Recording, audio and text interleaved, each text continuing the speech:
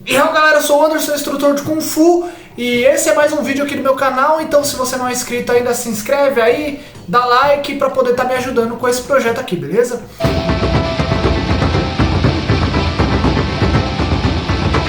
Muita gente tem me seguido e eu vejo que não tem muita noção sobre o que é o Kung Fu, sobre o que é a arte marcial chinesa. Então vamos lá, do início. Eu vou dar algumas explicações aqui, eu vou fazer meio que um compilado aqui sobre o que é arte marcial chinesa, beleza? Então vamos lá. A arte marcial chinesa, que muitas pessoas conhecem como Kung Fu, na realidade é chamada de Wushu. Wushu é a arte da guerra. A arte da guerra tem raízes muito profundas nas guerras das dinastias, da dinastia Qin e diversas outras dinastias que tiveram na China. Hoje já não é mais uma dinastia. Então toda a movimentação da arte marcial chinesa é inspirada na guerra, porque era usada para a guerra.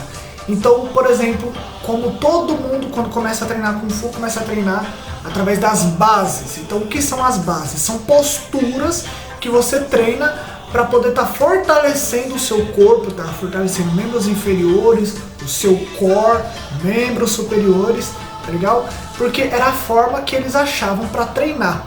Ok? Então, posturas inspiradas na guerra. Então, por exemplo, quando você faz o Mapu ele é a base do cavalo. Então, o que é a base do cavalo? É inspirada num guerreiro em cima de um cavalo, ok? Então, ele ficava em cima de um cavalo, geralmente com a lança, com uma espada, enfim. Então, é uma postura inspirada do guerreiro em cima de um cavalo, né? Kung Fu, base do arqueiro.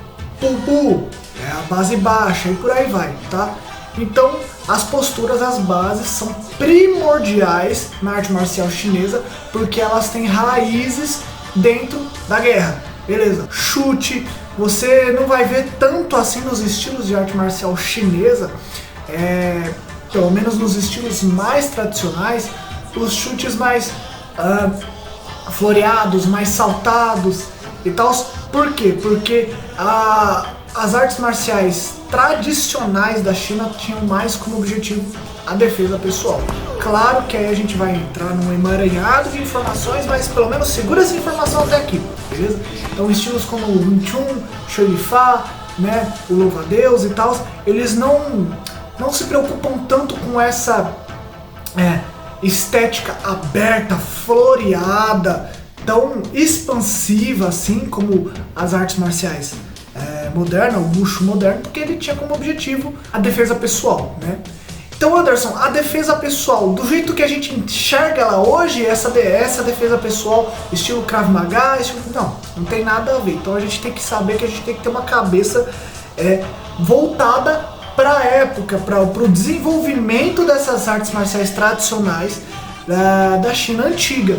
Então o que era uma defesa pessoal? Era, por exemplo, você ter um comércio e não querer que ele fosse assaltado por batedores.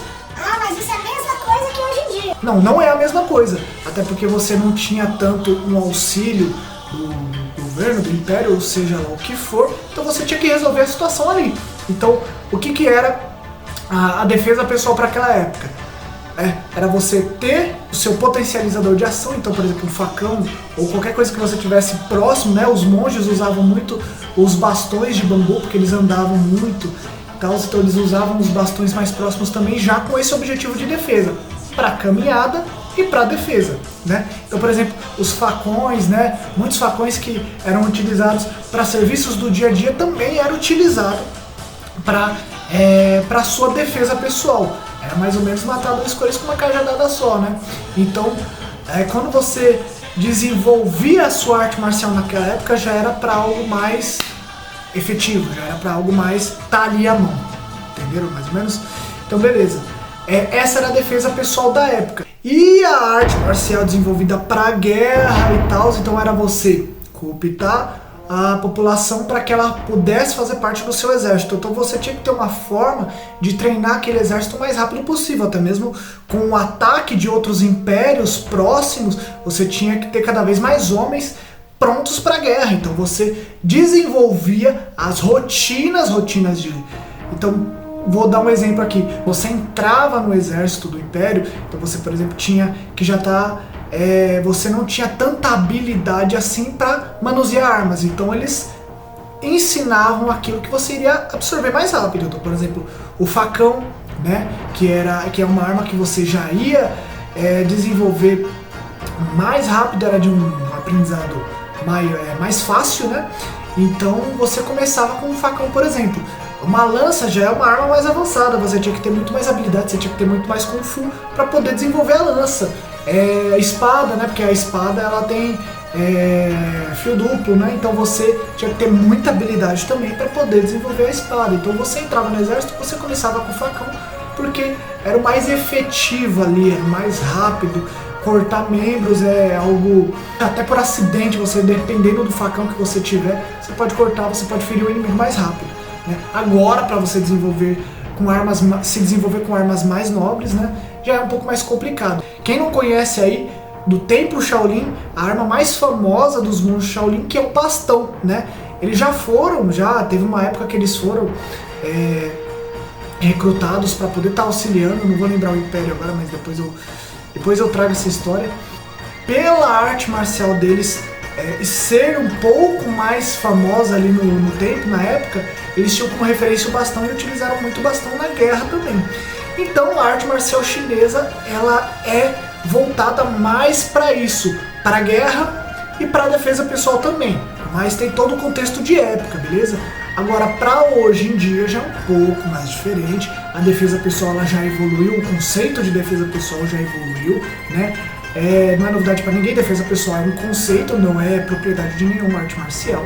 Anderson, o Kung Fu começa pelas bases, então depois das bases, o que vem? Você começa, logo após as bases você começa os golpes básicos, soco, chute, né? Muita da movimentação do Kung Fu ela é um pouco mais estilo Karate Kid, né? Então você insera com uma mão, insera com a outra. Por quê? Porque tem um segredo por trás disso, né?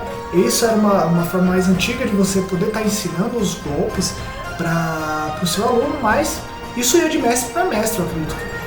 Comprovação científica? Nenhuma, mas eu acredito que fosse mais de mestre para mestre, porque tem muitos golpes que eles são meio que eles ficam cobertos, então você olha aquela movimentação e você pensa, mas para que eu vou usar isso? Para que isso vai me servir? Na realidade tem um significado oculto, muitas vezes são projeções que estão mascaradas, muitas vezes são contragolpes, então vai muito do objetivo, do estilo, vai muito do objetivo do mestre também que está passando aquele estilo para você, vai muito da interpretação, né? Então, e isso não é uma particularidade do Kung Fu, o Karatê também é a mesma coisa, o Muay Thai ele já é um pouco mais direto ao assunto, mas ele também tem certas rotinas, né? E por aí vai. Então o Kung Fu, a arte marcial chinesa, ela é uma arte marcial que eu considero, né, uma arte marcial completa, porque ela trabalha desde mãos vazias até armas.